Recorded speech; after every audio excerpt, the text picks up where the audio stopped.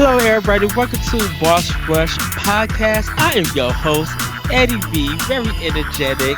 Yes, even though it is a time of social distancing, I still love talking to these guys that I have here on the show. Who are you asking that I have? Well, it's the one and only Mr. Wise Wisconsinite himself, Mr. Jesse Douglas.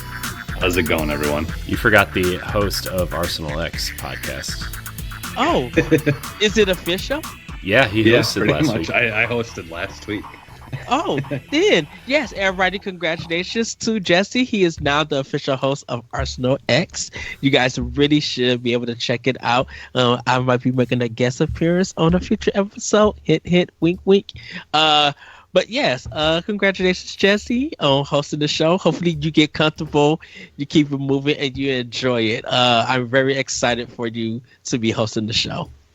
Yeah, we had a lot to we ended up having a lot to talk about last week, and I think we ran almost like what two hours. Yeah. But so, I had just found a whole bunch of things that were just kind of interesting as far as news goes and things to talk about. So, like, I'm sure not every week will be like that. You know, like the week before when me and Ray did it, it was only it was less than an hour, I think.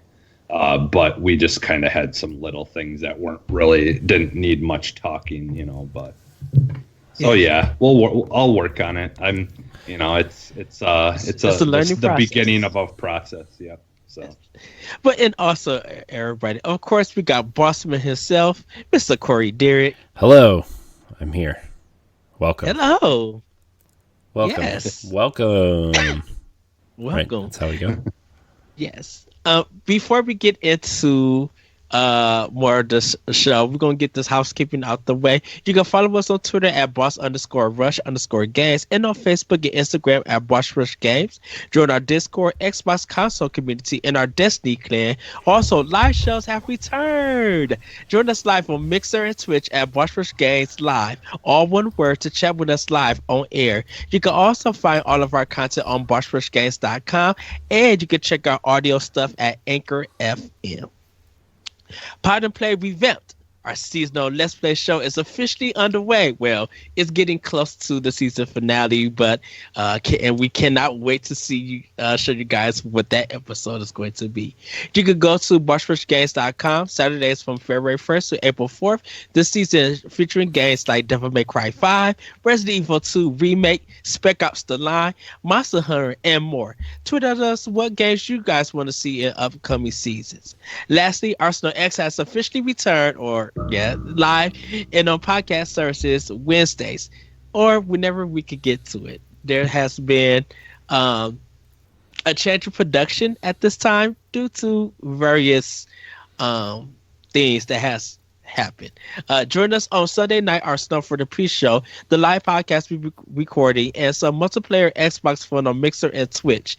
Also, remember to check out our family of shows, podcasts, and videos on youtube.com/BossRushGames, podcast services, and of course on BossRushGames.com. So, with all of that out of the way, what a week. Whew, I know. It's been dude, every minute of every day is kind of like a keeping you on your toes. Yeah, I mean, look, we're all going through this coronavirus thing, right? Everybody's kind of experiencing it in their own way, and you know, some people definitely are going to have it a little bit worse than others, but you know, it's been a week. It's been a challenge to do some things, and but you know, we still are going to podcast. We're still going to do the things we love. You know, it's a good time to catch up on games for some people, you know. Ain't that the truth? Yeah. So, I mean, it's going to be a long couple weeks or months or however long this thing goes. I just, you know, we want to kind of do our part to keep people's minds off of it as much as we can, you know, with our shows and our podcasts and stuff, because it also keeps our minds off of it to doing it. So you know, it's gonna be a challenging time, but we're gonna try to be there be there for your ears, and you know, Ed and I kind of talked a little bit about it on Nintendo Power Block the other day, but we're gonna try to get the shows out on time. It might not be absolutely on time because of schedules, and you know, some people's schedules are changing, and some might open up soon for you know. But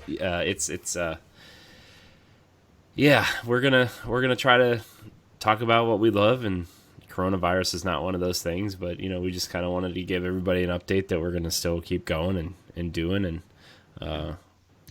it's gonna be a process, but it's also gonna be some fun for some podcasts. So yeah, something definitely to look forward to in these times. Yeah, Yes. Yeah, because we barely gotten much time to like really chat, you know, like in our chat thing, because like, you know, like for me, I've been going to bed earlier in the day and getting up earlier, and so I'm like doing stuff with the kids and, you know, trying to make it fun for them and stuff. And so yeah, because you know, like that, your you kids know, are home, right? Yeah. Yep. Yeah, they're gonna go to a babysitter a couple, like 1 or 2 days a week, but yeah, they otherwise for the most part we're trying to keep them home and just like, you know, just trying to make it fun for them and something that you know, because they're definitely the opposite of me. Like they want to get out there and go play with their friends, and they want to do this and they want to do that, and I'm perfectly fine just sitting in the house. Yeah, and I know for me, I've been, of course, I've been working still, helping the community, doing what I need to do. But you know, I get home knowing that I can't really go anywhere or anything. It hasn't really affected me just yet, but being sure that I talk to you guys, being sure that I communicate with other people, you know, whether it's just some words of encouragement or hearing what somebody's playing or me posting something, it really feels good. So it's just like nothing much has changed, but having just being at least being more social is something that's definitely good. Definitely with some of the people that I have to deal with at work, not employee wise, customer wise. A lot of people are acting in a manner that is not adult, I should say, or mature. But I'm being a good person and working, you know, trying to get through that. But it's always great when I get to talk to you guys in podcasts. Great to hear that the community is doing good and playing games and just dropping off news and giving us thoughts. I still continue to love that. I know I do need to get more involved with the Xbox console community because we have it. I see it, and I'm just like, we haven't interacted with nobody. So we got to get that kind of moving and everything. Because like me and Corey was talking about having to talk about Destiny, and I was just like, man, I really need to get into that. And playing Warzone with you, Jesse, last week was like really good. I actually got to play Warzone with someone else because we was learning and stuff. But like it wasn't working out for him. He wasn't enjoying the game. So we still continue to talk and stuff. And we're going to get into games that we began down real quick because actually I like this. I like what we all have to talk about this week because we all play different stuff. I actually played so many different games this week just because, you know. And boss, I'm starting off with you. I was really going to go with you first. Oh, geez. So. Okay. I've actually been playing a lot of different things. I have been playing a lot of The Witcher. I've been playing a lot of The Witcher 3 on Switch, and man, it is like Ed. We talked about it a little bit on Nintendo Power Block, but it's really scratching that Breath of the Wild itch. But it's like that happy medium between Breath of the Wild and Assassin's Creed Odyssey, like which are two of my favorite games this gen or maybe ever. So like I've been playing that on Switch. I play like my nightly routine has changed where like I'll play something on TV for a little bit. Like I'll play a game of Madden, or I've been playing a lot of NBA 2K also, which I also have on Switch, even though it's on Game Pass. So I have it both places. But I've been playing what I'll do is play a game on Xbox or on PC. Never heard those words come out of my mouth. Exactly. But I'll play for a Well, little bit. I'm excited for Yeah, one game that you're playing on PC. it's a very specific set of games that I'm playing on the PC until I figure out how to get this Xbox stuff figured out on here. But yeah, I've been playing. I'll play something on the TV and then I'll lay in bed for an hour and play The Witcher for about an hour before I fall asleep. And it's like the way the quests are set up. It's actually set up a lot like Zelda, where like it's good to play in chunks, like small chunks, or you can finish the quest in a big chunk. And it auto saves a lot. You have the option to save a lot in different areas, so like it's really nice to do that. So The Witcher is really good on Switch. I went through the graphical settings and stuff and changed some things where like it actually runs at higher than 30 frames on Switch, which is really nice. And the character models look, if the main character models, I should say, look really great. Some of the NPCs and some of the quest givers look kind of like, okay, here's where you cut your corners a little bit, right? But it's still really fun. I've probably put about 7 or 8 hours into it already, and I'm just finishing the first main quest, which is kill the griffin at the beginning of the game. Wow. Yeah, and because like I'm just roaming around the world. I've been playing some Gwent. I've been doing a lot of the side missions, and some of the side stories are actually really interesting. That's where it really feels like Zelda or Assassin's Creed Odyssey, where it's like these side stories are like the interesting parts of the game. So it's been really fun to actually dive into that game and really figure it out. I'm playing on easy because like I don't really feel like challenging myself. I'm 33 and I've got a lot of things to do in my life. I don't look. There's certain games I like a challenge. This is not going to be one of them, right? So, but like every night before I play my hour or so of The Witcher, I subscribe to EA Access and Game Pass, obviously. So I've been playing a lot of sports games that I didn't purchase. Madden still sucks. Well, playing online still sucks. It's still a laggy, delayed mess. But I've been practicing a lot with the laggy, delayed mess, and I keep winning. So it's really nice to see that people are just as frustrated as I am, because I'm 6-2 online, and every game except for one game has been somebody has quit. So I'm like, okay, I feel pretty good. And then one game I had to concede because I was only down by 3, but I had to take care of some stuff with, have a kid and a wife, so I had to concede the game and whatever. But the other game I just got blown out. It was pretty bad. I'm not gonna lie, it was really bad. I think I lost by like at least 20 points. So wow. Yeah. So I've been playing that. And then I've also jumped back into Assassin's Creed Odyssey on Xbox. I started a new game, which because my old file's on PlayStation, and I don't really have my PlayStation hooked up. So I wanted to play it, and so I've been dabbling in that. Although I think I want to finish The Witcher before, or have my time with The Witcher before I go back to Assassin's Creed Odyssey. But that I love that game a lot too. Like, it's definitely one of my favorite games of the generation, and it's free on Xbox this weekend. If you're watching live, you can download it and play it for free this weekend. So you probably won't beat it, especially if you're listening to us now on a Saturday. But it's awesome. It's free play weekend. You should definitely play it. It's pretty much a superhero fantasy game.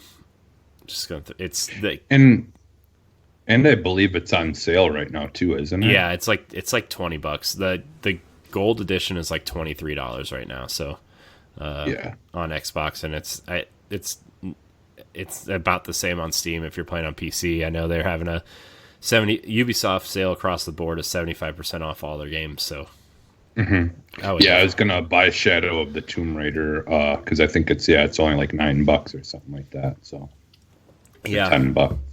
Yeah. By the way, also Tomb Raider is free on Steam this weekend too. Just free to add to your library if you want to play it on PC, which is another game I think more people should play. Is that Tomb Raider trilogy, the new rebooted trilogy, is awesome series. So Yeah. Yes. Amazing. so I've been playing a little bit of that. I dove back into Destiny a little bit, Destiny 2, because Ed's the only person that questions me when I say I'm playing Destiny. He's like, which one? I'm like, clearly 2.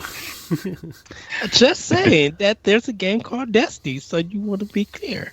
Should I tell you I'm playing Destiny 2 Shadowkeep, Season of the whatever? Season of the Witch. No, I forget. It's Season of the Worthy, I think, is going on right now. Or if you say I'm calling you on my iPhone, do I need to tell you which exact model it is? No. You can just say I'm calling you on my phone. Well, Which one? Playing Destiny. Yeah. You know what? Your house phone or your cell phone? Or your car phone? Or your bag phone. But I since I'm dabbling in some PC games, which the last game I'm going to talk about is an amazing game that I've put a ton of time in and really have done nothing in it.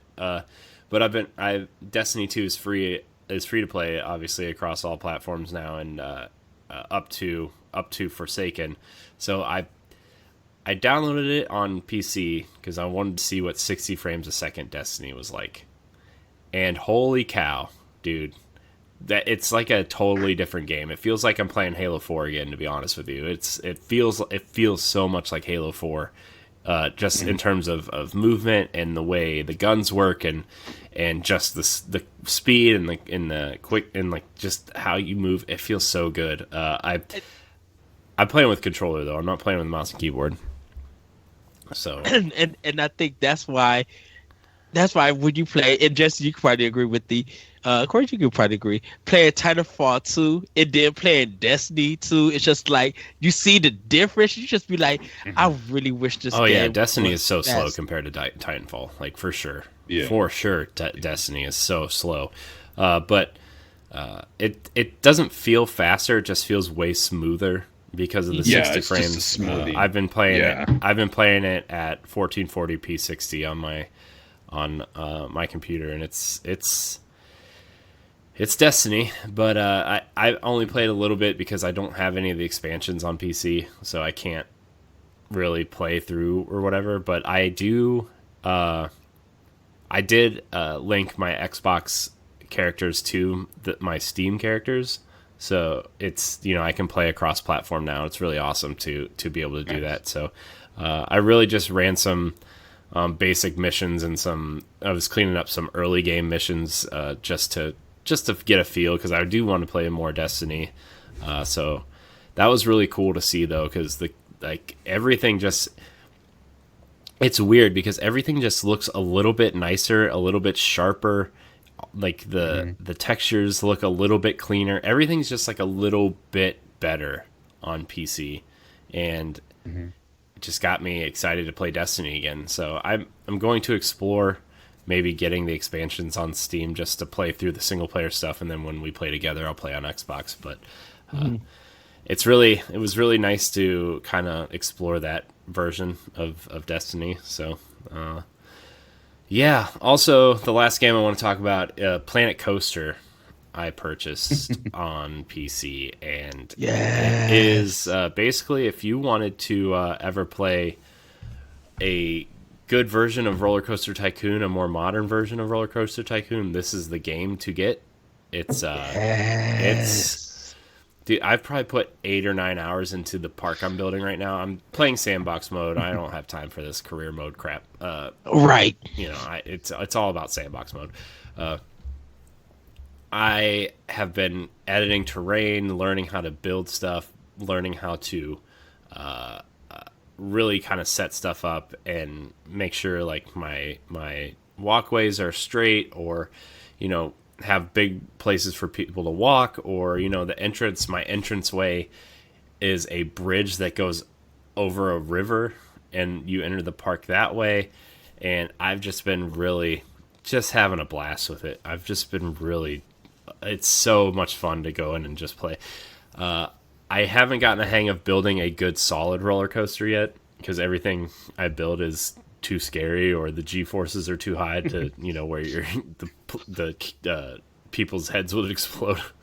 If you test it, like it tells you, it's like people won't ride it; it's too scary, or the G forces will kill the people. Like it literally says that. And I'm like, oh, okay. So I'm really excited for that game to come to Xbox this summer. Yeah, it's gonna. Yeah, me too. I'm looking forward to trying that. Yeah, because I've always liked that kind of stuff too. But it's been so long since I've PC gamed. So yeah, that's how it's been for me, right? It's like I love Roller Coaster Tycoon, but I've never had a computer that can handle it, right? I've never had let me rephrase that. I've never had a computer that can handle newer sim games like City Skylines or Planet Zoo or Planet Coaster or some of these other games. So it's been really fun to explore that. I have it running at 4K 30, which is fine for a sim game, I think. So it looks really pretty. It looks really pretty, especially with some of the Steam Workshop texture packs that you can download to make it look really nice. So that game is really, really going to be a time waster for me if something happens during this coronavirus thing. It's going to be the game I kind of just hunker down and play for a while. So pretend you're in Disney World. Well, funny you say that. You can download other people's parks, and people have rebuilt Disneyland and all the Disney World parks from scratch, and you can go in and ride the rides, and it's like, aside from just having the Disney characters in there, like they're almost 1-to-1 exactly the rides are there. So nice. It's kind of creepy riding Space Mountain with the lights on though. Because there's a version of it with the lights out, but you can't see anything, so you're just watching a black screen, and it's clearly not the same as if you're really riding Space Mountain. So I've been exploring other people's parks and trying to get ideas and see what I want to do. I am building a Nintendo themed park, and somebody built Peach's Castle on the Steam Workshop, and I kind of just want to download it and use it.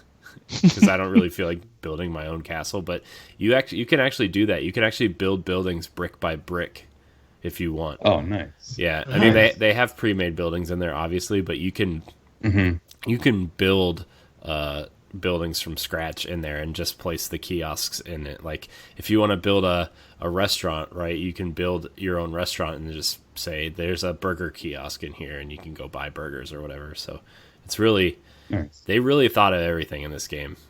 And there's a couple DLC packs. Jesse, I was telling you, there's a Ghostbusters and Back to the Future DLC pack that you can purchase for $15, and I don't know if I'll be doing that, but it's there. I wonder if it's going to be on the Xbox version as well. But if it is, I definitely will end up getting the Ghostbuster one. Yeah, I think like the Firehouse from Ghostbusters is in there. The Ecto one. Oh, nice. A lot of some of the characters that are walking around wear like Ghostbuster suits. It's kind of cool. Nice. Yeah, I'm definitely waiting. Can't wait for it to come to Xbox. That's where I'm gonna be buying that, and just be like, I'm gonna make a roller coaster. Yeah, it's really cool because you can save your blueprints to, like, if you want to build a roller coaster and you love it, you can save the blueprint and use it in another park. If you want to, like, if you start a new game or if you play through the career mode or whatever, you can save your blueprint and use it in the next park. So that's and then really you can share feature. And then you can just share those online if people want to download them as well. Then you can upload your blueprints to Steam Workshop, and people can download them for free and everything. So it's really cool, man. It's almost overwhelming how much stuff you can do. Like, I do like the simplicity of the older Roller Coaster Tycoon games, and I love and appreciate how much you can do in this game. I do wish it was a little bit simpler to wrap your head around, because there is just so much to wrap your head around. So, and I had to get a separate mouse because a lot of the features are tied to the buttons on the mouse. But when you're using a Mac mouse, it's it's one button, and you literally can't even move the camera with it. So I dug out this old Logitech mouse that was like $10 at Walmart or something. Nice. And I've been using that. So Nice. yeah, it's been really fun though to play, and it's bringing back so many memories of when I used to sit in my parents' office and use the computer for Roller Coaster Tycoon and The Sims for hours and hours and hours and hours, and just build dumb roller coasters and try to play through the Roller Coaster Tycoon career mode and everything. It's just a blast. Once I had my desktop computer in my room and had Roller Coaster Tycoon 3, I was just be in the sandbox making rides just all day long. Yeah. You would not realize how much time has passed. I know. When you actually get done with the coaster, you'd be like, I mean, even when I'm doing the sandbox mode in here, like I was up till like almost 2:00 in the morning one night playing it. I'm like, man, did I really just spend that much time like leveling terrain and building pathways and trying to figure stuff out? Like, and I started at like 8:30 or 9. It wasn't like I started at midnight. So right. It's just like, wow. So, it's so fun though. It's so fun. Is that all you've been getting down to? Let me see. I made a list. Hold on. I think that's it. But yeah, that was the big one though, was Planet Coaster. If you have, it runs on almost everything too. So the specs, it's only 11 gigs to download, which was kind of surprising to me. But yeah, I think that's about it. I played a little bit of Ori and the Will of the Wisps too, but not enough to like talk about. It's a very pretty game. It's very very pretty. But yeah, I got to post the pictures of the collection on our page because I have the pictures. I just got to post some stuff. Yeah. Really nice collection. Really really nice. Yeah. Well, Jesse, I'm going to save you for last because I also have a lot of games that I've been playing. So starting with Switch, I've been playing 3000 Duel. I finally beat this big skeleton monsters yesterday, so I was able to make progress. But now I'm in like a new area. I'm really loving this mix of Metroid and Bloodborne style game. Like, it is fun and addictive. It's not that hard. It really isn't that hard to get through. A lot of it feels like, if you dash this, you could go dash through an enemy. So it has that action style kind of feeling to it at times. And even when you get close to the enemy and you die, you got to do it over again. It's just like I now know your pattern, so now I just gotta at the right time these jumps, time this attack, use this weapon, and I'll be good to go. And I just been having a ball with it, with that game. Also been playing Animal Crossing New Horizon. I picked that one up. I didn't get the journal book because I bought it at Target and stuff, and they didn't really have anyone in electronics, so I didn't worry about it. But I'm really liking this game. There is more that I need to play. My city, if you guys haven't recognized, is called GameCubity. It is the campus of all things GameCube. So, and my fruit is cherries. So if you guys want to join me, I'll post my Switch friend code. You guys could come to my village, or you could check it out on my Twitter page for it. But there's more that I got to do to get into it, but I really am enjoying this game. I really, really am loving it. Also played the Trials of Mana demo. This is a fantastic PG, not just a JRPG, a fantastic PG. I was laughing. It's so over the top, yet it has a Dragon Quest style. The fighting and combo system is really good. It feels like it's going to be deep. And just by playing the demo, it may be on my list for Game of the Year. Like, already. Like, I really love it. Great performances with the voice acting. Charlotte is going to be annoying as a character because she'd be like, well, I gotta go get the truck in it and all of this stuff. And I'm just like, no, why do we have this character? I'm like, no. Uh, but I really did enjoy that demo. I really am loving it. I do need to play more Pokemon Mystery Quest, and I do need to play more some of the other games that I've been playing. I popped in Breath of the Wild, but took it out so I could play Animal Crossing. I am now. Hold on, Jesse.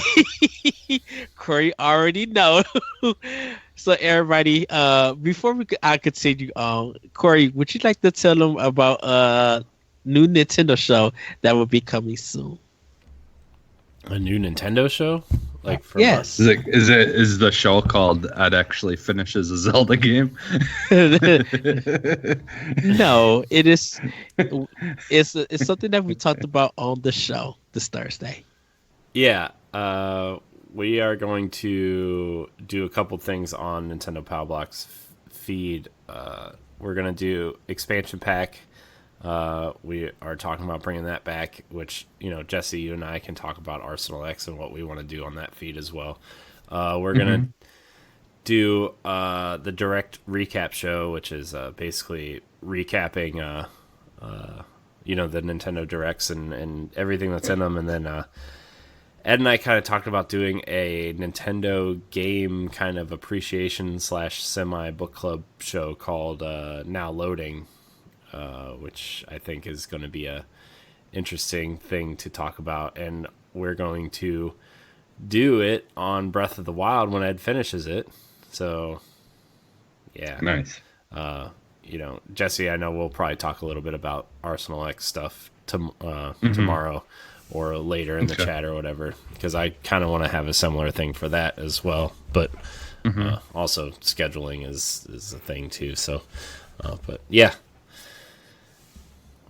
Ed's like, yes. It's like, I don't know. Ed's never gonna finish Breath of the Wild. I am going to finish. I ain't gonna work on Breath of the Wild. Speaking of Zelda and Nintendo and stuff, that blue Fire game. We would get into the indie direct, because yes, you talked a little bit about that on Power Block, but we would get into the indie direct a little bit later. So that's what I've been doing, at least a lot on Switch, like really jumping around, playing a lot of different games, and pick some up and everything. For Xbox, I've been playing Control, making through. Forcing myself to get through that game. I don't know why I'm not feeling it. I did get to the puzzle room, the maze room that the doors are open, but right now I guess I got to come back to it later on, because it only puts me into a circle, and so I got to continue like getting to. I'm kind of like on where I got to meet the scientist researcher. I got to find her. So I'm kind of on to that portion, and then I'll be playing more of the game, trying to get more key cards, hopefully, so I can find other doors and go through them and collect that stuff and everything. But I enjoy it for what it is.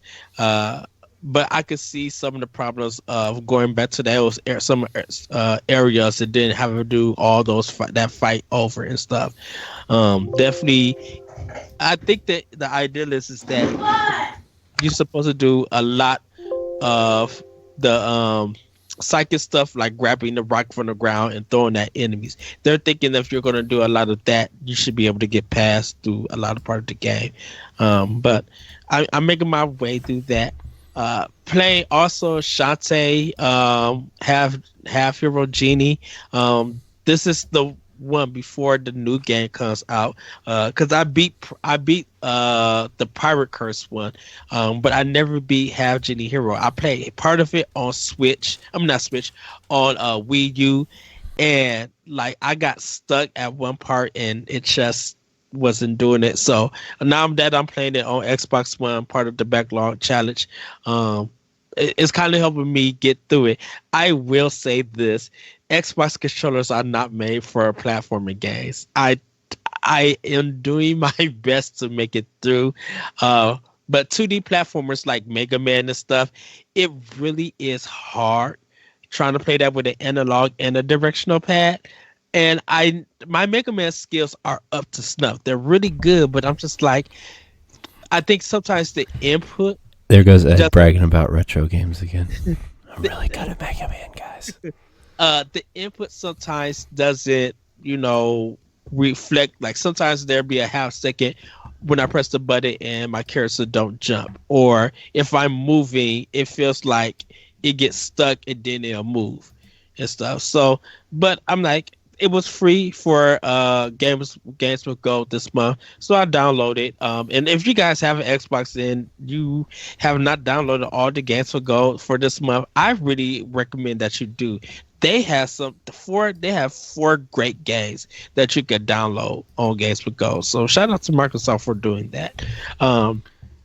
Last but not least, I did buy Doom Eternal, downloaded that, but haven't started it.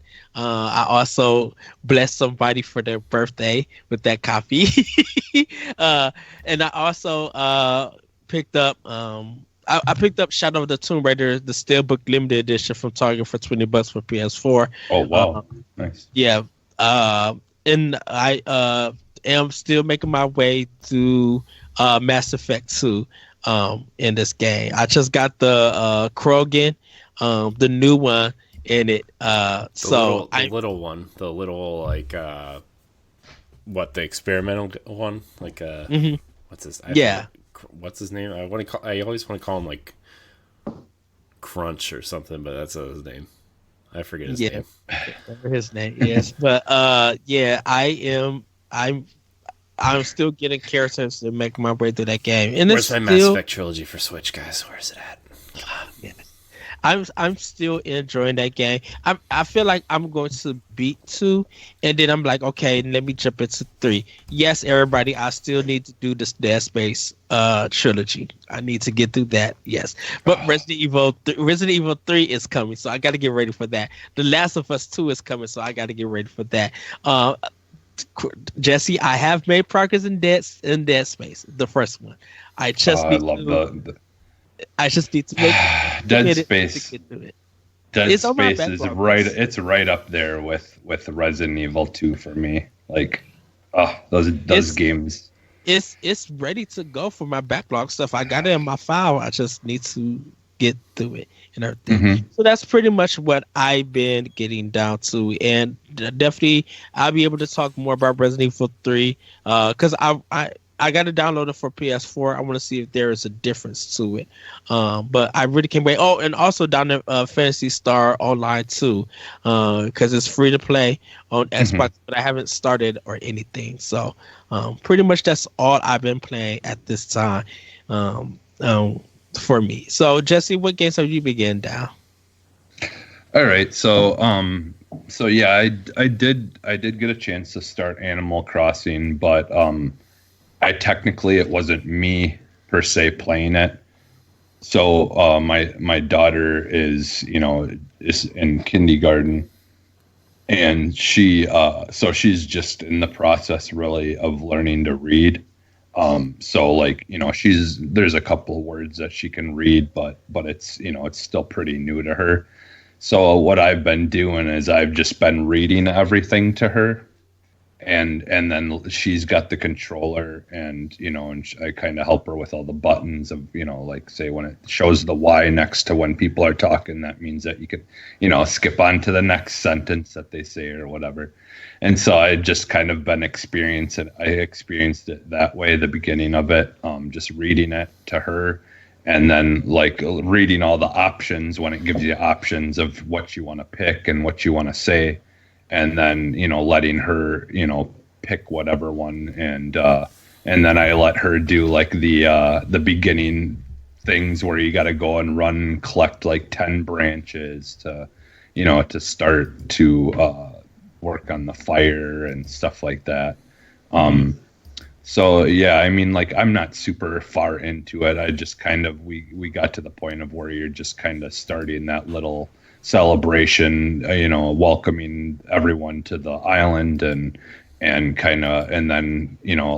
we had her go to bed, and then in the game or whatever, and then we just kind of saved it and turned it off because she wanted to do something else. But So like I haven't experienced too much of it, myself, but I can already tell that it's definitely as far as the Animal Crossing games go, there's a lot of things in it that are going to hold my attention that some of the past ones really didn't have too much of. Like I do like the whole, kind of almost mix of Minecraft into it. It gives me a lot of Minecraft vibes, this one, a lot more so than the past ones. So yeah, I'm looking forward to, actually getting into that game a little bit.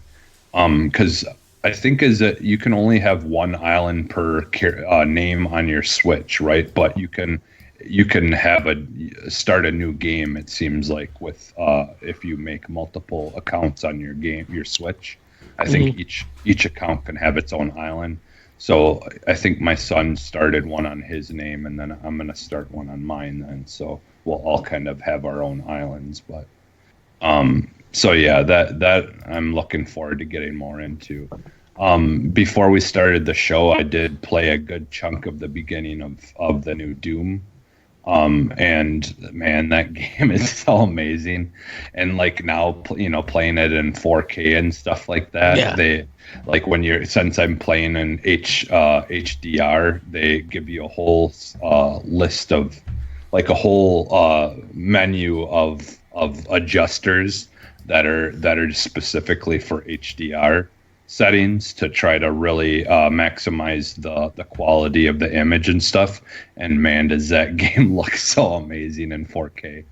And even though it's playing at only 30 frames per second, honestly, I can barely even tell. Like it looks like it's running at better than 30 frames in 4K. If it's running almost the same as the first Doom, it I don't know how they put it off. It looks like it's running like at 60. Like it's like something is making it faster. Yeah. On but the in X, 4K. On the X, I know it runs at 60 frames no matter what. So it might be even running at 4K, or I mean, it might be running at checkerboard 1440p, but I know that they like at least on the X, I know they wanted it to run at 60 frames a second. I don't know what it's running on the S, but I do know. Yeah. That it is running at 60 on the X. Okay. Yeah, because I have it in 4K and it looks really smooth. And yeah, it's a phenomenal looking game. Like all the like your backgrounds and stuff, like the backdrops of the world and stuff are just breathtaking, and they're amazing looking, and just like it's definitely kind of got similar to like I've been playing Metro Exodus or whatever, and it's just that world is beautiful to look at in 4K. Like it's really like now having 4K, it really makes it hard to go back to 1080p because 1080p looks so bad. Don't. Yes, it does, Ed. No, yes, look, it does. I always thought like, why do you need 4K to play games? 1080p looks fine.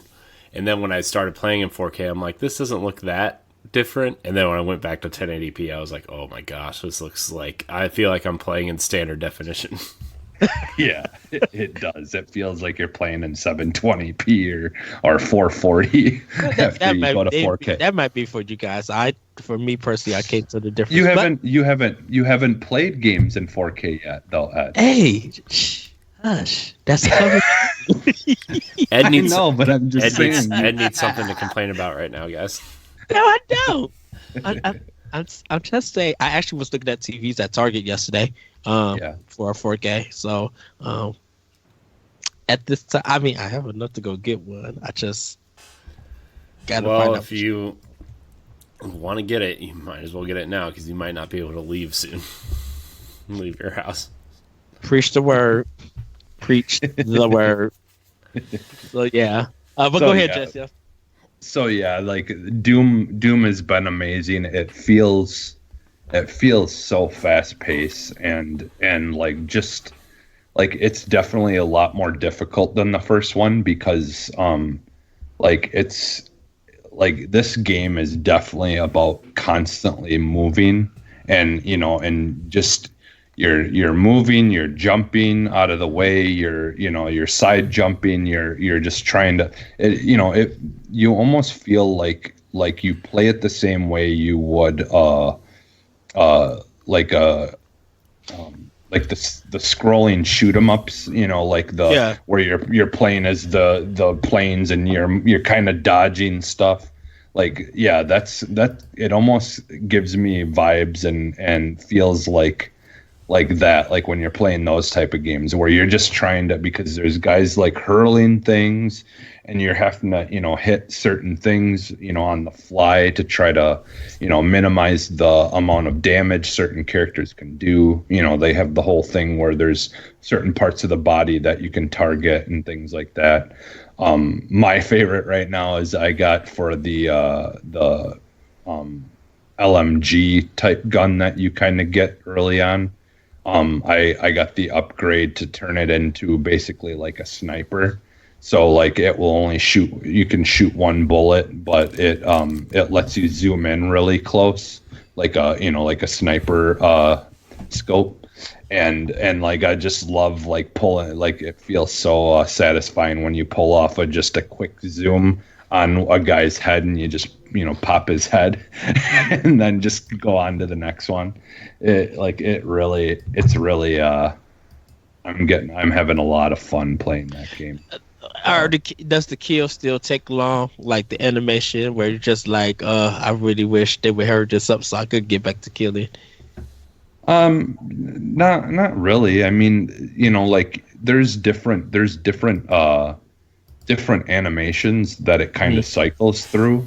Some of them are quicker than others, but that also really depends on the enemy as well, like what kind of animation they're having to do, like whether it's more like a little bit more to the animation. But I feel like most of the stuff is pretty quick, including the chainsaw. I mean, you chainsaw them in half or whatever, and it's about as quick as or quicker even than probably when you use the chainsaw on gears. So it's I really haven't had any issues with that. And I think you're pretty much, for the most part, I think you're invincible during that, but I'm not sure. Maybe I'm wrong. But yeah, like I've been having a blast playing that. And that's another game I'm looking forward to playing some more. And then the other game that I've really been focusing on, other than like Modern Warfare, obviously I've played some more and more of that, because they after I said on Twitter that they need to add a solo mode, like literally the next day there was a solo mode. So I like to think that I was the reason that happened. But so yeah, I've been playing solo mode of the Warzone and enjoying that. I haven't won one yet, but when Blackout came out, it took me quite some time before I started winning a lot, Yeah, on me too. there. It took me a while to win too. So I'm just hopefully gonna get better at that and learn. The thing is I'm still learning the map. I mean, the map is gigantic. It's huge. It's I think they're as big as the maps in PUBG. Like that, they're pretty big, and there's a lot going on in the maps, and they're not like uniform, and like just repeating stuff kind of like they did in the in Blackout as much. It feels like all the areas are very, very unique and very different in their own ways. Like, obviously you're going to have a couple of things that are kind of copy and pasted, but for the most part all the areas feel really different, in a lot of ways. So yeah, I'm enjoying that, and I'm looking forward to maybe one of these days, like all of us joining and are getting a game going with a couple of us. The last game that I was playing is I was playing some Far Cry 4. because that's my game I'm kind of decided to work on for my backlog. Because I really only started the beginning of it. I really didn't get very far in it. So I was like, well, you know what? I'm kind of in the mood to play like a more open world type of game if I'm gonna do something out of my backlog. And I like Far Cry 4, but I'm gonna be honest, I cannot wait until we get a Far Cry 6, because they really, really improved on that game from 4 to 5. Like 5, like everything feels so much better in 5. Like you can see in 4 where they've kind of started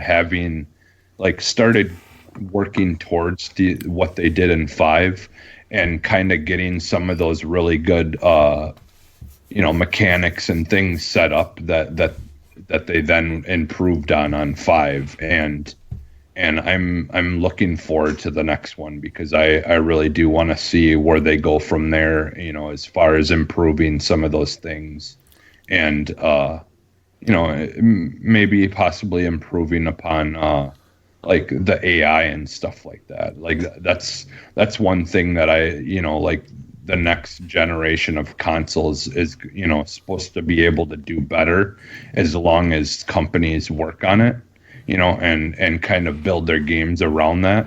So because like I really do think that like the one thing that could be done in those open world games and next generation that would improve them greatly is working on the AI, and working on like having more character in the people around you. And I think that's kind of what we're gonna see in the new Watch Dogs game.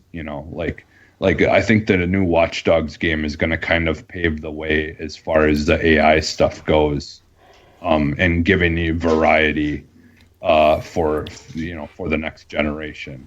Just so with the fact that you'll be able to take over like all the different characters, and they kind of got their own personalities and things like that. So I'm looking forward to that. So yeah, that's pretty much what I've been playing. I think I did play some Gears Pop. I did play some Disney Emoji Blitz. I played some Gears Pop. I still don't know how you did that, Corey. That still just throws me off. Like, wait, what is this? But yeah, go ahead, Jesse. I'm sorry. Well, yeah, I played Gears Pop because like I've been working on trying to get like achievements and things to get Microsoft points, to use towards getting real money. That's how they get you. And so they had some stuff. But honestly, like for a mobile game, like Gears Pop really isn't that bad. Like I've definitely played 100 times worse mobile games. It's not exactly a type of game that I'm super interested in playing like all the time, but like if it's something that you're interested in, I could see where it wouldn't be that bad of a game. It's basically just a clicker for the most part, really. Yeah. All it is just dropping guys where you want them, and then they're doing everything themselves. It's not really, it's not a very difficult game to play. It seems more like maybe what Gears Tactics, I mean, a very, very, very light version of it, but it seems more like what Gears Tactics is going to be. Mm-hmm. Like almost like an XCOM style, where like you place the characters and then they just kind of do what they need to. Or like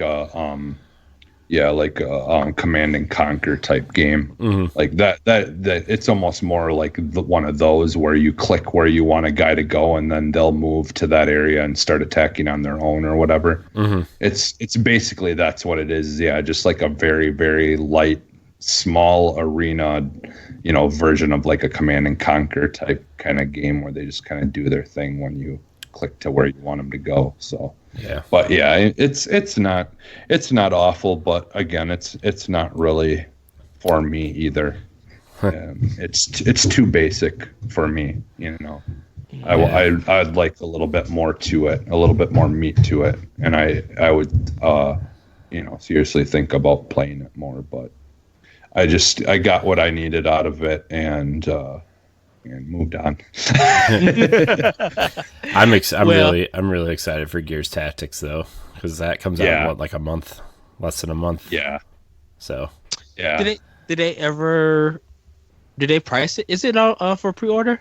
What Tactics? No, Gears Tactics. Yeah, that's only for mobile. It's only for PC, I think, right now. PC. For now, yeah. I'm sure they're going to set it up as some sort of Xbox One or Series X launch title or something, and like it'll come to Xbox eventually, right? Rod Ferguson said as much, right? So, because I think the thing.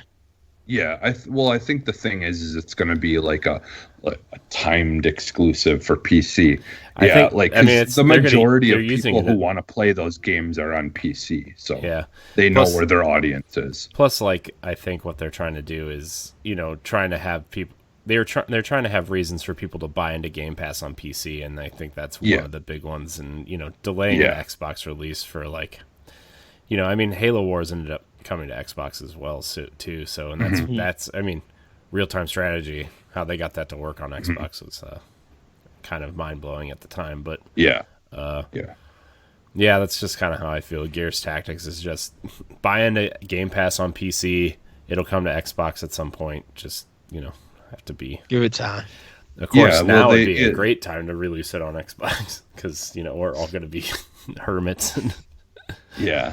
But I get it. That's the thing is they want to be better about including people who are on PC and stuff as well, and not forgetting that there's a lot of a big audience that plays games there, and it's fine. We've got plenty of games to play on Xbox, and there's plenty of stuff to do. I can wait a little while if that's what it takes. Yeah. So much stuff to do and play. I'm so far behind on all my stuff that I have. So I know I'm so behind on everything. I wish I had more time to just sit and finish stuff. It's tough to do. Well, everybody, we're going to get into the last section of the show. We were going to have a discussion about Series X and PlayStation 5, Tech Talk. Actually, me and Jesse somehow had a 2.5-hour podcast discussion. We didn't go, and it was good. It was very educational. We had our disagreements with here and there, but like I told Jesse, I did agree with a lot of stuff that he was saying. Yeah. You could check me and Corey's discussion about it on Power Block when that releases. But we really had a good talk. But I decided we was gonna have it, but I decided due to the fact of the time that's going on, I decided to have a discussion about the Indie Direct.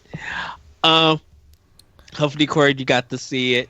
I did not watch it yet. We just discussed it. Oh, you didn't? No, I didn't. I only watched some of the trailers for the games. Okay. Oh. Okay. So, Jesse talked about Blue Fire. That was the first game that they show. I'm not gonna go through the list of who released it and when it comes out, but we can talk about some of these games because some of us looked at it. But yeah, they started off with Blue Fire, and that game, they started off right with that game. I was just this is a must-have. Yeah, same for me. It's basically. I honestly, if I could pick two games, if I had to pick two games that I would compare it to, it's like if you took a 3D Zelda game and mixed it with Lightfall. That, in my opinion, that's basically what it's like. It's you've got the very fast, flying through the air, fast movement, platforming.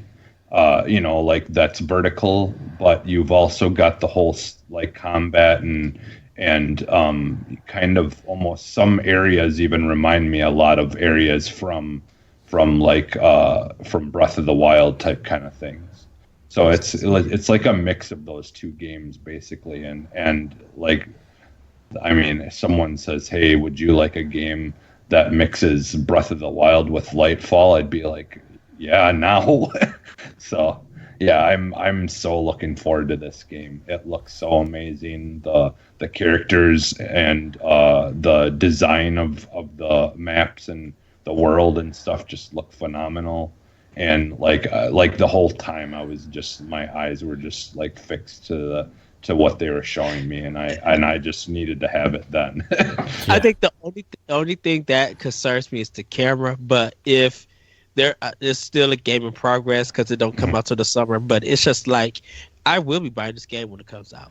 Like this really captured me, and definitely the next game, Baldo. This was the one that had the mix of that Studio Ghibli animation and that top-down Zelda RPG.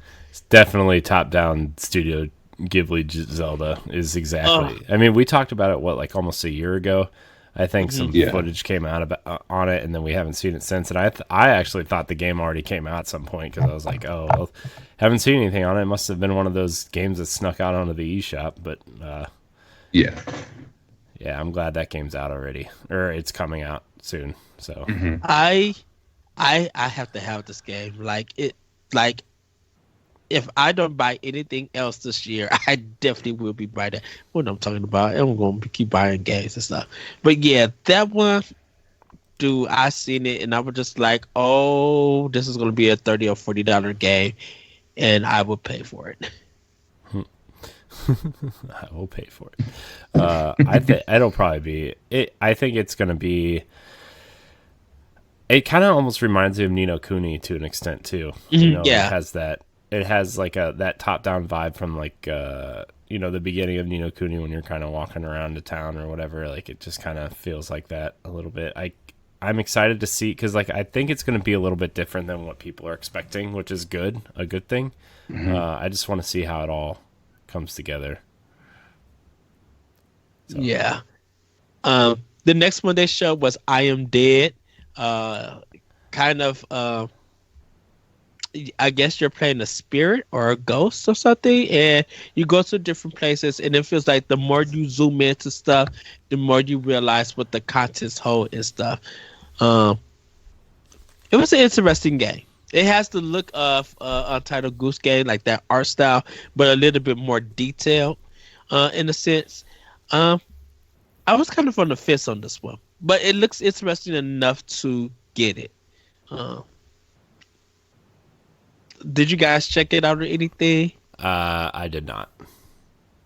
I'm looking it up.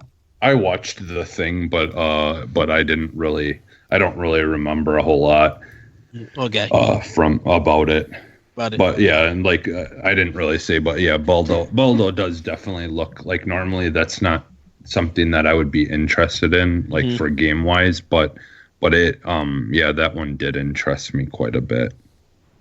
Yeah. We had Bark by TikTok Games. It's about dogs. Of course it is. like what it makes sense. I say? Yes. Cyanide and Happiness, Freakopolis. I was just like, I no. It's a no for me. Is that the shoot 'em up one or? No, the shoot 'em up one was the dog one. Oh, okay. Oh yeah. Well, the dog one was the shoot 'em up too, right? Where it's yeah. That one looked. I mean, it looked interesting, but at the same time, I don't know. I'm really picky about those kind of shoot 'em up games.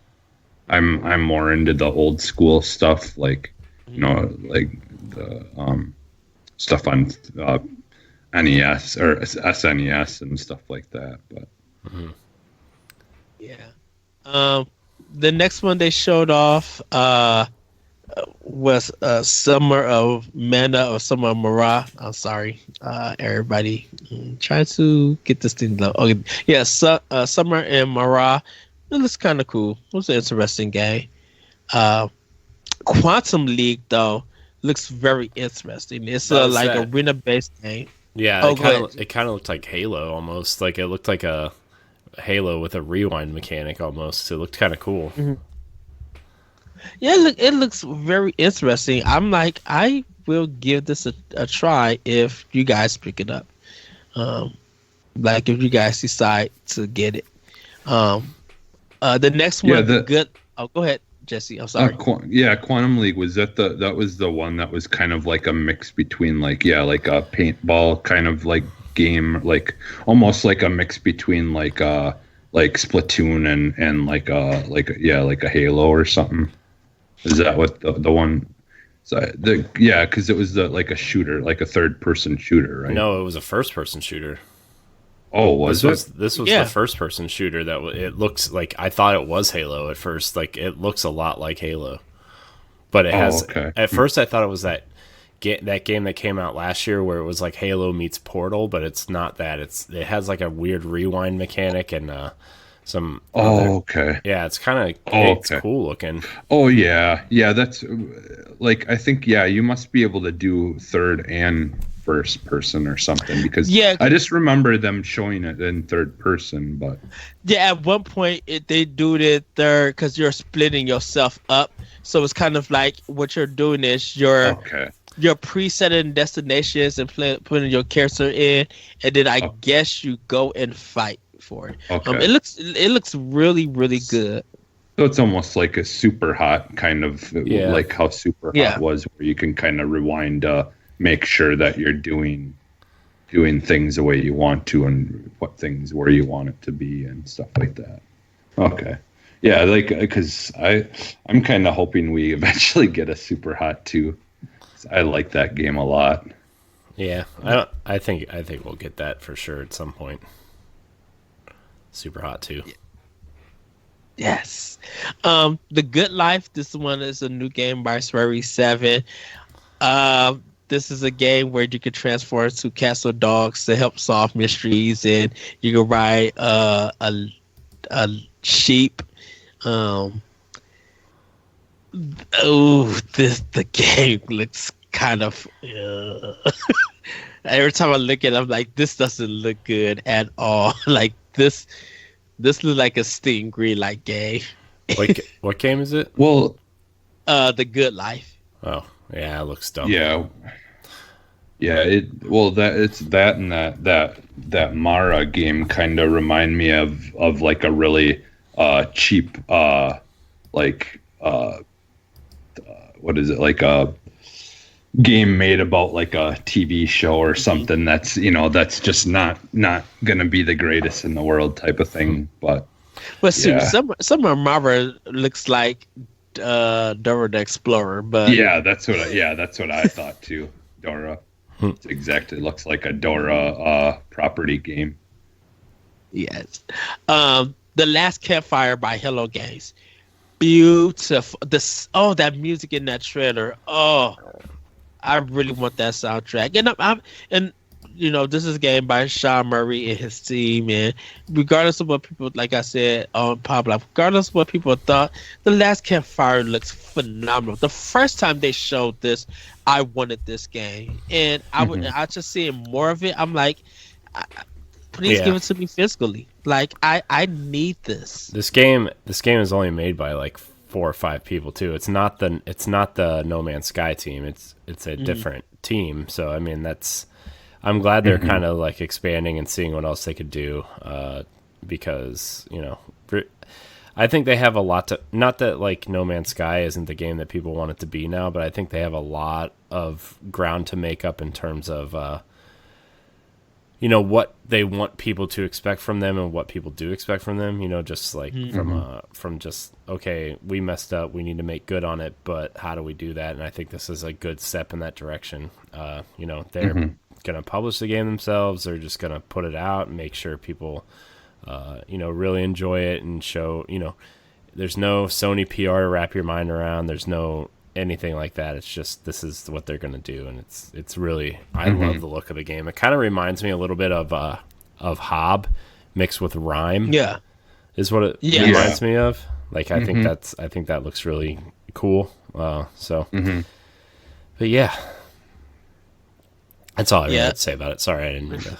No, that's perfectly fine. Everybody who came away from looking like that, I think I think it's going to do great in sales. I think it's going to be a really big hit on Switch. I believe it's coming out to the other platforms also. And I don't. I think they said it was a time exclusive. It is. Maybe I think it's a time exclusive. I don't know if they said it was or not, but man, I don't know. Yeah, I don't know. Yeah, I don't. A lot of people were just like, I know Limited Run Games said that like if you could take one game from the direct, what would you guys take for us to make? And a lot of people said The Last Campfire was it. And looking at it, I was just like, yeah, this needs to be physical if it comes out. I think a lot of people would pay that money if they do a nice collection and or they do a standard edition, just a standard edition. But it's very, very beautiful. Uh-oh.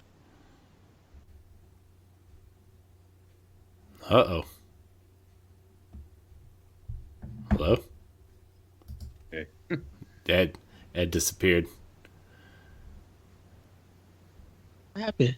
Oh, no. You disappeared.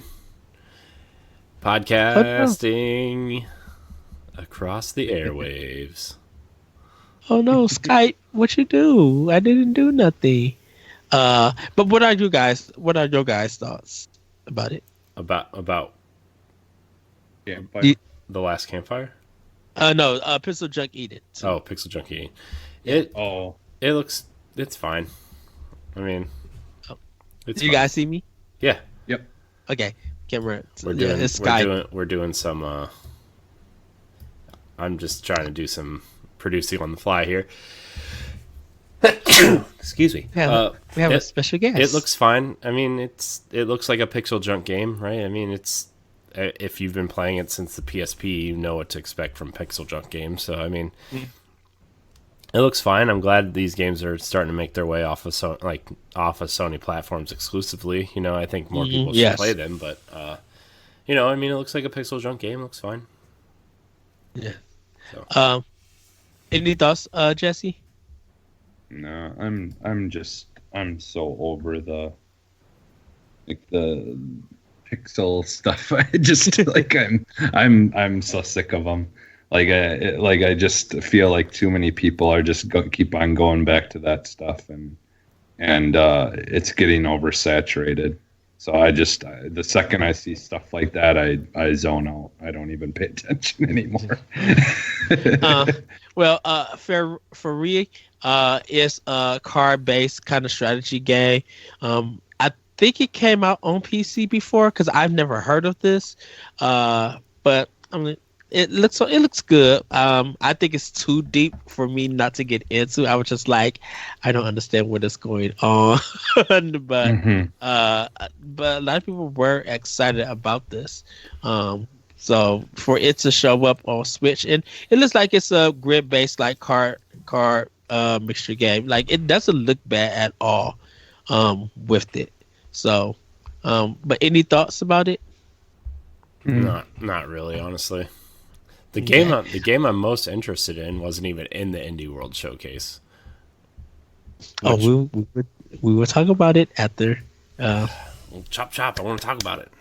Okay. So the next one we're closer to the end was Elder Souls. This game looks like Juta. If people don't know, like a top down, it's got these big monsters and it's a boss rush kind of game. It looks really good. It's on sale on Switch all the time. That Jotan game. It's literally every time you go into Great Deals, it's on sale all the time. It's funny. We do have a montage that they quickly did. So Blair Witch is coming to Switch. Ghost of a Tale, Skyrocket, Superliminal. That's that game. I definitely want to get. It's like definitely a good puzzle type game. Well, and they showed this one at I think they showed this one at Xbox conference last year. Yeah. Okay. Wingspan, and I don't know if it ever came out though for it. No, I think it still hasn't come out yet. Okay, so when it come to Switch, it's just another announcement. Okay, Wingspan, Dicey Dungeon, Bouncy Battle, and Moving Out, and then they ended the show with Exit the Gungeon, which is available for you guys to purchase. a lot of people saying it's hard and it's an elevator action game, and that was kind of like the indie direct. But what was your guys' overall thoughts of it? It was fine. I mean, it was another indie direct, and I'm sure it has games for everyone. I'm not like I would rather see what the big Nintendo Direct is going to be like, right? I don't really look forward to these little ones. I want to see what's coming from Nintendo, and I'm just not a big indie guy. I mean, I wish I was, but there's certain games that catch my eye, like Axiom Verge or Shovel Knight or Hob or some of these other games that are good. I'll stop and play them, but like it's more of a word of mouth thing than oh, I see that game, I want to play that. I mean, The Last Campfire is probably the one that sticks out the most for me, is the one that I want to play, but other than that, it's kind of like I could. It's hard because I know a lot of people put a lot of time and effort into these indie games. I'm just it's just not, a lot of them just aren't for me, and I think that's fine, but yeah. For me it was like I'm kind of the opposite, like the big titles for like Nintendo and things like that, like you're gonna have your Zeldas and stuff that are like a guaranteed, I'm gonna get the experience that I'm expecting from them. But like I love indies just because like it's it's always gonna be something new, most likely, that and give you an experience or something that you don't know what to expect. And so like a lot of these games, that they showed in there, there was, a couple of really good ones that really, caught my eye, because at the end of the day, like my Switch is mostly, an indie, box. Like I buy way more indie games on it than I do, Nintendo games. And so I was excited for this and was definitely, I thought it was a good showing of games, and it was kind of interesting to see that Blair Witch was coming to it. I didn't expect that. But, the Last Campfire and Blue Fire, looked really good. So, those. And then there's a couple that I've kind of already, I've seen before, but they kind of confirmed that, they were coming to Switch. So that was, that was good as well. So, because that Superliminal game just looks like a blast. Like I like the whole, aspect thing of making, depending on what angle and how far away you're looking at something, it then becomes, that size, and kind of messing with the visual stuff like that to do puzzles is always something that I like and enjoy whenever they do, find new ways to make puzzles out of things, instead of just it being like you've got to go here and push a button or set something here, they took a unique, kind of direction of making puzzle things and stuff with the visuals. Last thing for me, what I did love about this direct, and I said this, I like how international it was, showing different developers around the world coming together to put these games on there, because that Italian studio doing Baldo, I was just like, this is very weird, but that Italian studio would come together and make a game like this. Like, who know? I would never think a developer from Italy would be putting something on Switch, and it was just good from just different people around the world putting different products on Switch. So that's what I took from this indie direct. Once again, I definitely did enjoy it. So last but not least, Corey, what game did you want to talk about that you were so excited about? Oh, the game that I wanted to talk about was the new game from the team that did The Messenger, which was the Ninja Gaiden / Metroidvania-ish style game. Yes. a game called Sea of Stars, which is a turn-based RPG in the vein of Chrono Trigger, and probably, it looks from the top down, it looks like Secret of Mana. But it looks really cool. The art style is super cool. I just love the way this game looks. It's set in the universe of the Messengers. It's a prequel story to the Messenger, but it looks. I love the art and I love the animations. Like, if you watch the trailer, man, it just looks amazing. It's being kickstarted, so I don't know when this game is coming out, but it is a beautiful looking game. And I know, Jesse, I know you said you're kind of tired of the pixel art stuff, and I mean, honestly, I am too, but this game is this game has a little bit more character than just your generic pixel art style games. See, and that's the thing, is I want them to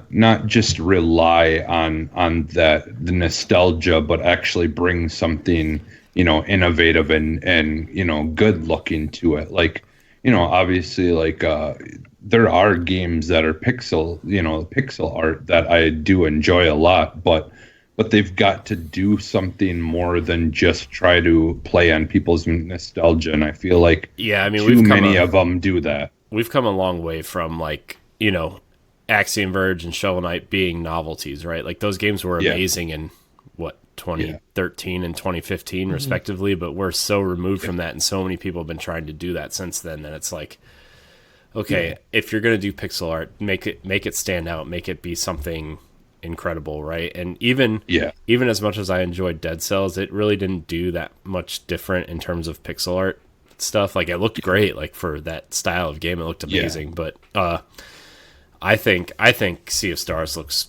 incredible. I think it's really doing, especially in terms of like shading and lighting, and it almost looks like the characters are rendered in 3D pixels almost. Like, it just looks really, really good.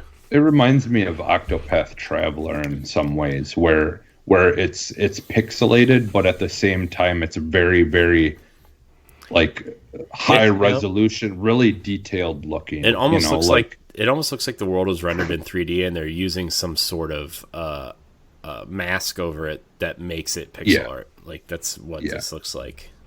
Like skinning something that's based in a higher resolution, similar to like how they're kind of did the opposite with Minecraft, where they took the old Minecraft and they skinned it to make it look like higher resolution, more real, not realistic, but the textures and everything are different in a way that it makes it look different. Like, they took an old game and they up-resed it,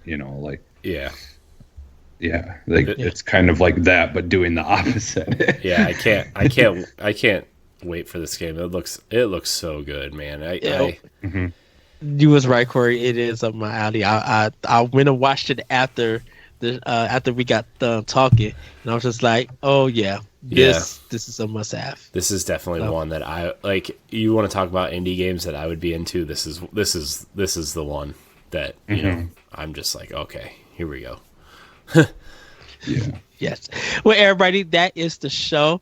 Hopefully everybody is staying safe. I know there are some places that are on lockdown, some places that are monitoring where people are going and stuff. But we really want you guys to be safe. Hopefully new information comes out. So just be aware of what is being said and what info is being released. Just do your best. Really treat each other better. Stay safe. Check on your people. Hit them up on Skype, Zoom, or whatever way that you can get in touch with them. Definitely, if you're playing games online and you guys are chatting, be nice to one another.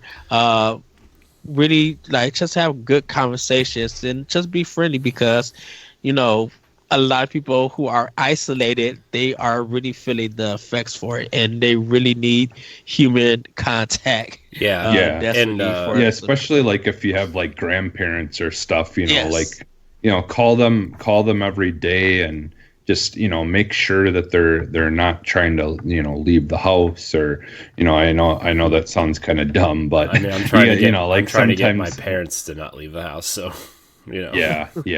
So that, like just make sure, and like, like if you're interested, like I know Ed said he was listening to something else, but like if you like want to learn a little bit more, and and it's still be entertaining, there's a podcast I listen to called Science Versus, and they normally, this would be their off season where they'd be preparing for the next season and getting stuff ready, interviews and things like that.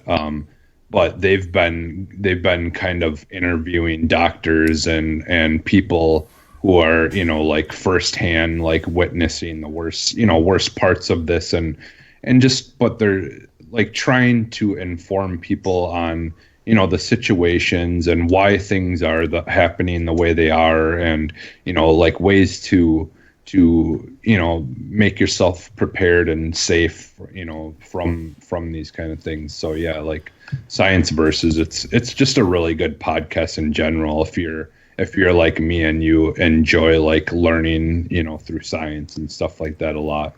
It's definitely a great podcast to check out. Especially right now, learning about this is probably the most important thing too. Yes. Yeah. So, because I just wanted, like, the last thing, like, I know it sounds like dark and grim, but like the thing is like we ultimately should be preparing for this whole quarantine stuff being a lot longer than we would want it to be, just because, like, if it all blows over sooner than that, it'll be much better than expecting us to only be here for a week more yet and then we'll be fine. No, like in reality, they're like, some of the doctors and scientists are saying that it could not take this long of us being in quarantine, but it could take up to a year for us to fully recover from this, like, Yes. That doesn't mean a year of us being stuck in our house, but it's, it doesn't seem bad. Normalcy. Yeah, it doesn't seem bad in a lot of ways yet, as far as things go, because we're just so far behind in doing tests and all that stuff.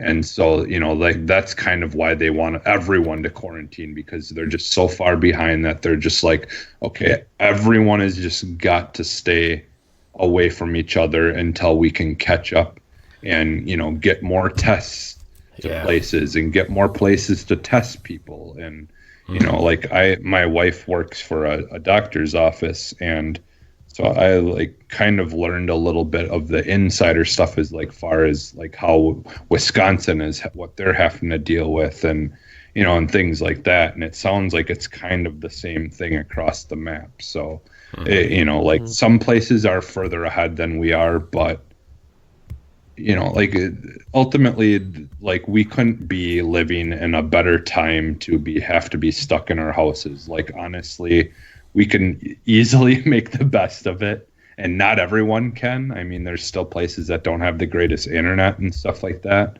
But just imagine, in 1918, when they were dealing with the Spanish flu and basically had to do the same exact thing, but they didn't have computers and phones and things like that they could keep in contact. Yeah. So we've definitely got it much better than in the past. So yeah, you just make the best of it, and like, take the time to, like I said, just call family and just keep contact about it. That's what you can. Be social in a smart way. Yeah. So go ahead, Corey. I just want to say, like, if you guys are looking to, I mean, I know a lot of people are locked in quarantined in their houses or whatever. Like, I'm going to post on my Twitter and on my Facebook stuff, I'm going to pin a tweet at the top of my Twitter with my gamer tag and my Switch friend code. So, if people want to play games with us and just kind of hang out and kind of get their mind off of stuff. You know, I'll be on most nights, I think, the next few weeks, and you know, play with us, and we'll figure. You know, they keep saying we're all in this together, and you know, we are. I know everybody's situation's a little bit different depending on where you're at, but you know, we're all kind of fighting this thing together, and you know, it's nice to keep your mind off of it for a while. You know, sorry, I know we're wrapping up, but the governor of Ohio just talked, and so far, I'm not shutting everything down yet. So, you know, I know a lot of people are worried about their jobs and money financially and stuff too. So just, we all just got to hang in there and be smart and be safe. And yeah. And I mean, people can, you know, I know people don't want to do this because it's not something that most people want to do. But I mean, you know, I do believe, like, if people need to, they are able to, you know, file for unemployment and stuff like that during while this is happening. And there are some things that our government is trying to do with people, certain, you know, that aren't, if you're not making a whole lot of money, there's certain things that you're going to hopefully be able to apply for very soon. So yeah, I mean, you know, my thoughts and, you know, and the best, I, you know, hope the best for everyone, but yeah, it is unfortunate that not everyone is going to be in the same situation, but you know, like, you know, all we can do is just hope that, you know, that once this is all over, that the people will continue to be out there and helping and supporting and help, you know, get people back to where they, you know, were before this happened. So, you know. Yeah. And with that, everybody, you can find me on Twitter at that retro code. You can check out my Switch code, gamertag, and my PSN on my Twitch, on my Twitter page, and on Mixer, and find me on Facebook. Corey, where can we find you? You can find me at I am Corey in HD on Twitter and Instagram, and Corey in HD on Mixer. On Xbox, you can find me at Corey in HD 713. If you want to come hang out and play games, I know we'll all probably be trying to play something cooperative at least this weekend and stuff. So, yeah. Hey, Jesse, where can we find you? And you can find me almost everywhere as Phantom NXS. All right. And with that, everybody, have a great week. Have a great weekend. Stay safe. Eat good. Be social. Distancing, but just keep in contact with people. And with that, everybody, we will see you next time on Boss Rush Podcast. Bye. Bye.